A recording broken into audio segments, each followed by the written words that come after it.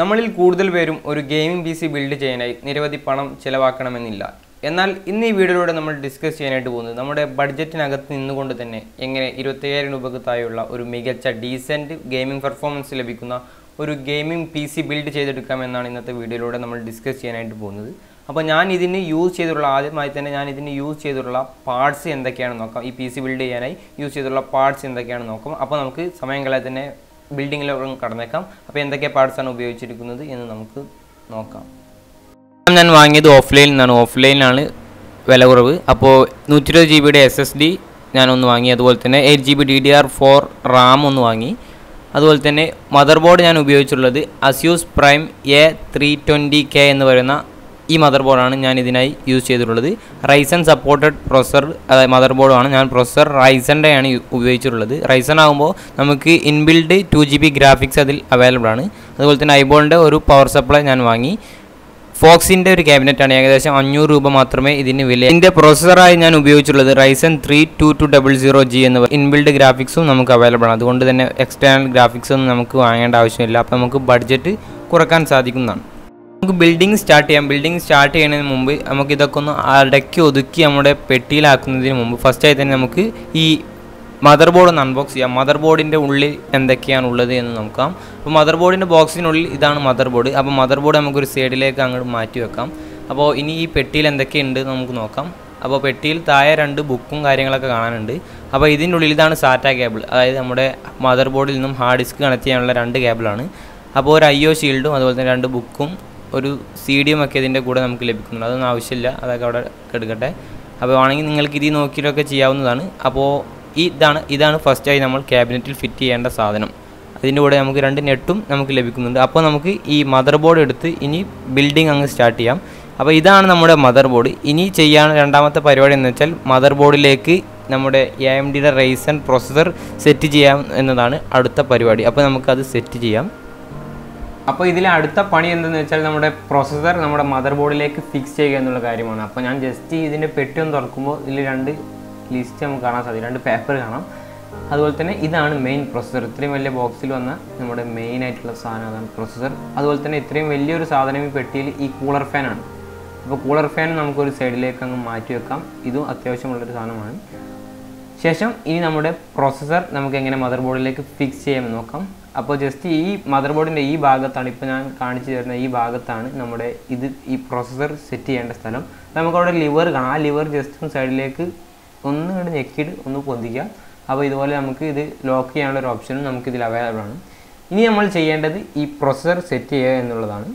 ഈ പ്രൊസസ്സർ ഇവിടെ നിങ്ങൾക്കൊരു അടയാളം കാണാൻ സാധിക്കും. അതായത് ഈ മദർ ബോർഡിൽ മാർക്ക് ചെയ്ത ഒരു അടയാളം കാണാം. അപ്പോൾ ആ ഭാഗത്താണ് നമ്മുടെ പ്രൊസസ്സറിൻ്റെ അവിടെ നമുക്ക് അടയാളം കാണാൻ സാധിക്കും. അത് കറക്റ്റായിക്കൊണ്ട് മാത്രമേ നമുക്കിത് സെറ്റ് ചെയ്യാൻ സാധിക്കുള്ളൂ. അപ്പോൾ അടയാളം നോക്കി ആ അടയാളത്തിനോട് നേരെ നമ്മൾ കറക്റ്റായി വെക്കണം. അതിൻ്റെ ഉള്ളിലൊന്നും തൊടരുത്, കാരണം ഉള്ളിൽ തൊട്ടാൽ പ്രൊസസ്സർ കേടാവാൻ ചാൻസ് ഉണ്ട്. ജസ്റ്റ് ആ ലിവർ ഇതുപോലെ കൊണ്ട് താഴ്ത്തുക.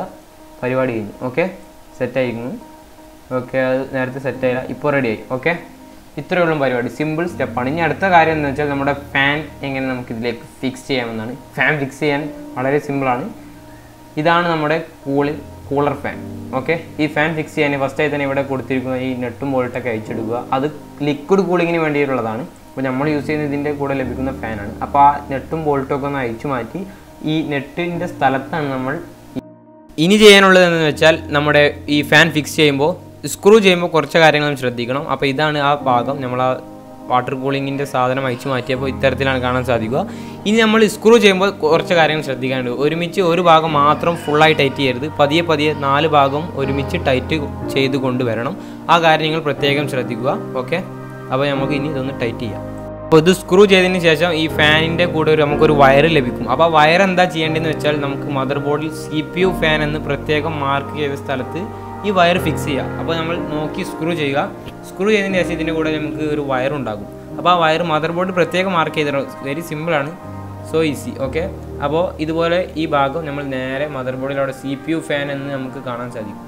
അപ്പോൾ ജസ്റ്റ് ആ CPU ഫാൻ എന്ന് എഴുതി കൊടുത്ത് നമ്മൾ ഇത് ജസ്റ്റ് ഒന്ന് പ്ലഗ് ഇൻ ചെയ്യുക. ഓക്കെ, ഇതുപോലെ പ്ലഗ് ഇൻ ചെയ്താൽ സെറ്റായി. അപ്പോൾ ഇനി അടുത്ത പരിപാടിയിലേക്ക് ഇനി നമ്മൾ ചെയ്യേണ്ടത് എന്ന് വെച്ചാൽ നമ്മുടെ മദർ ബോർഡിലേക്ക് നമ്മൾ റാം ഫിക്സ് ചെയ്യുക എന്നുള്ള ഒരു പരിപാടിയാണ്. അപ്പോൾ ഇതാണ് മദർ ബോർഡിൽ ഉള്ള ആ സ്ഥലം, നമ്മൾ റാം ഫിക്സ് ചെയ്യേണ്ട സ്ഥലം ഇതാണ്. ഇവിടെ ജസ്റ്റ് ഇതുപോലെ നമുക്കൊരു മാർക്ക് കാണാൻ സാധിക്കും, ഒരു ഗ്യാപ്പ്, ഒരു വെട്ട് പോലെ. അത് കറക്റ്റ് മദർ ബോർഡിലും അതുപോലെ നമുക്ക് കാണാം. അപ്പോൾ ജസ്റ്റ് ഇതിലോട്ടൊന്ന് വെച്ച് ഒന്ന് പുഷ് ചെയ്യുക. അപ്പോൾ ഇവിടെയുള്ള ലോക്ക് നിങ്ങൾക്കിവിടെ ഒരു ബട്ടൺ കാണാം, അത് നെക്കിയതിന് ശേഷം മാത്രമേ നമുക്ക് റാം ഇൻസ്റ്റാൾ ചെയ്യാൻ പറ്റുള്ളൂ. ഇപ്പോൾ അത് ലോക്കായി. ഇപ്പോൾ നമ്മുടെ റാം അടുത്ത സ്റ്റെപ്പ് എന്താണെന്ന് വെച്ചാൽ നമ്മുടെ ക്യാബിനറ്റിനകത്തേക്ക് നമ്മുടെ SMPS ഫിക്സ് ചെയ്യുക എന്നുള്ളതാണ്. അപ്പോൾ ഇതുപോലെ നമുക്കൊരു ഭാഗം കാണാൻ സാധിക്കും, ഇവിടെയാണ് നമ്മൾ SMPS ഫിക്സ് ചെയ്യേണ്ടത്. അപ്പോൾ ജസ്റ്റ് നമ്മളിവിടെ SMPS ഫിക്സ് ചെയ്തതിന് ശേഷം ഇതുപോലെ നമുക്ക് ഫാൻ പുറത്തേക്ക് തള്ളി നിൽക്കുന്ന വിധത്തിൽ ചെയ്യുക. ശേഷം അതൊന്ന് ജസ്റ്റ് സ്ക്രൂ ചെയ്യുക, വളരെ സിമ്പിളാണ്, അത് ഫിക്സ് ചെയ്യുക.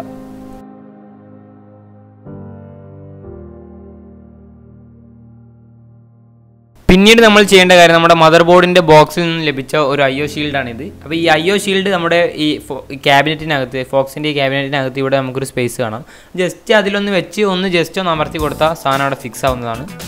ഇനി നമ്മൾ ചെയ്യേണ്ട, ഏകദേശം നമ്മളിപ്പോൾ അവസാന ഘട്ടത്തിൽ എത്തിയിട്ടുണ്ട്. അപ്പോൾ ഇനി നമ്മൾ ചെയ്യേണ്ടത് ഈ മദർ ബോർഡ്, നമ്മൾ നേരത്തെ ബിൽഡ് ചെയ്ത് വെച്ച ആ പ്രോസസ്സറും റാമൊക്കെ ഇട്ട് വെച്ച മദർ ബോർഡ് നേരെ നമ്മുടെ ഈ ക്യാബിനറ്റിനകത്തേക്ക് ഇറക്കി വെക്കുക, ശേഷം സ്ക്രൂ ചെയ്യുക എന്നുള്ള കാര്യമാണ്.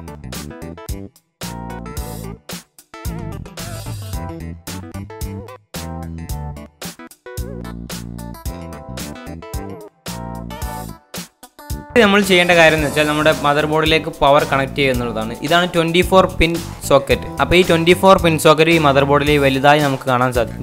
24 പിൻ സോക്കറ്റ് അതിലേക്ക് നമ്മൾ ജസ്റ്റ് അറ്റാച്ച് ചെയ്യുക.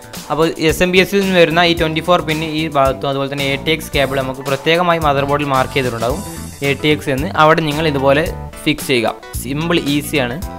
ഇനി ചെയ്യേണ്ടത് ഇതാണ് നമ്മുടെ ഹാർഡ് ഡിസ്കിലേക്ക് പവർ കൊടുക്കാനുള്ള SMPSൽ നിന്ന് വരുന്ന കേബിൾ. ഇത് നമ്മുടെ ഹാർഡ് ഡിസ്കിലേക്ക് നമ്മൾ കണക്ട് ചെയ്യുക. അപ്പോൾ ഞാൻ ഉപയോഗിക്കുന്നത് SSD ആണ്, 128 GB SSD ആണ് ഉപയോഗിച്ചത്. SSD ആകുമ്പോൾ അതായത് വിൻഡോസൊക്കെ ബൂട്ട് ചെയ്യാൻ വേണ്ടിയിട്ടാണ് ഞാൻ SSD വാങ്ങിയത്, ഒന്നും കൂടെ ഫാസ്റ്റ് ആകും.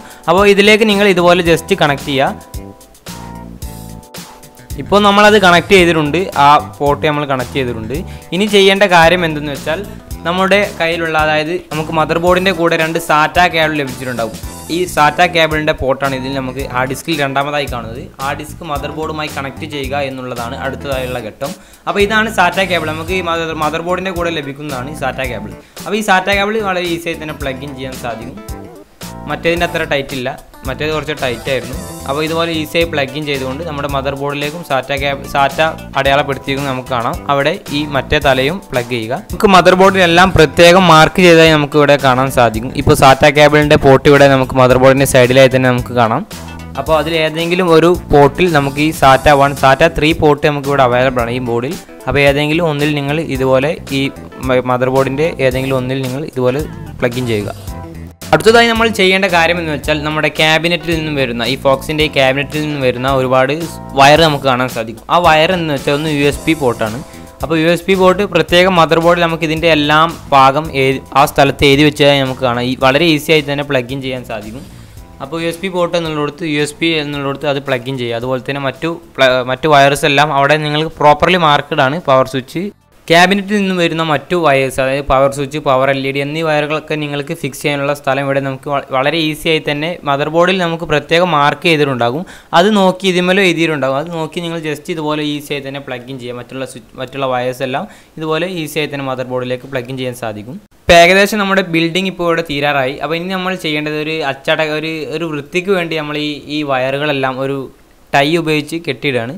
വേണമെന്നുണ്ടെങ്കിൽ ചെയ്താൽ മതി, ഇത് ഏകദേശം ഒരു വൃത്തിക്കാണ്. ഈ ടൈ ഉപയോഗിച്ച് ഇതുപോലെ നമുക്കിവിടെ കെട്ടിയിടാം. അതുപോലെ തന്നെ ഈ ക്യാബിനറ്റിൽ നിന്ന് വരുന്ന കുറച്ച് വയേഴ്സും നമുക്ക് കാണാൻ സാധിക്കും. അതെല്ലാം നിങ്ങൾക്ക് ഇതുപോലെ ഒരു ടൈ ഉപയോഗിച്ച് ടാഗ് ഉപയോഗിച്ച് കെട്ടുകയാണെങ്കിൽ ഏകദേശം നല്ല വൃത്തിയിൽ കേബിൾ മാനേജ്മെൻറ്റ് ചെയ്യാൻ സാധിക്കും. ഇപ്പോൾ ഞാൻ അങ്ങനെയൊന്നും ചെയ്യുന്നത്, ഞാനൊരു ഏകദേശം ഈ ടാഗ് ഉപയോഗിച്ച് ഇത് കെട്ടുകയാണ്. അപ്പോൾ നമ്മുടെ PC ബിൽഡിംഗ് ഇവിടെ സെറ്റായി. ഇനി നമ്മൾ ചെയ്യേണ്ട കാര്യം എന്ന് വെച്ചാൽ ഇതിലേക്ക് OS ഇൻസ്റ്റാൾ ചെയ്യുക എന്നുള്ളത് മാത്രമാണ്. അപ്പോൾ ഞാൻ OS ഇൻസ്റ്റാൾ ചെയ്യുന്നത് എനിക്ക് വീഡിയോ എടുക്കാൻ സാധിച്ചില്ല. അപ്പോൾ ഇനി നമുക്കിതിൻ്റെ പെർഫോമൻസ് ഒന്ന് ചെക്ക് ചെയ്യാം. ഇപ്പോൾ ഞാനിതിൽ വിൻഡോസ് എല്ലാം ഇൻസ്റ്റാൾ ചെയ്തു. ഇനി ഞാനിപ്പോൾ ഈ വീഡിയോ എഡിറ്റ് ചെയ്യുന്നതും Adobe Premiere Pro ഉപയോഗിച്ചാണ്. ആദ്യമായിട്ടാണ് ഞാൻ Adobe Premiere Pro ഉപയോഗിക്കുന്നത്. ഏകദേശം ഫസ്റ്റ് ഉപയോഗമാണ്.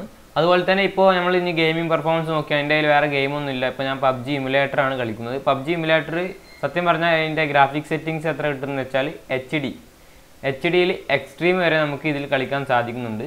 ഏകദേശം 40-50 FPS മുകളിലൊക്കെ കിട്ടും.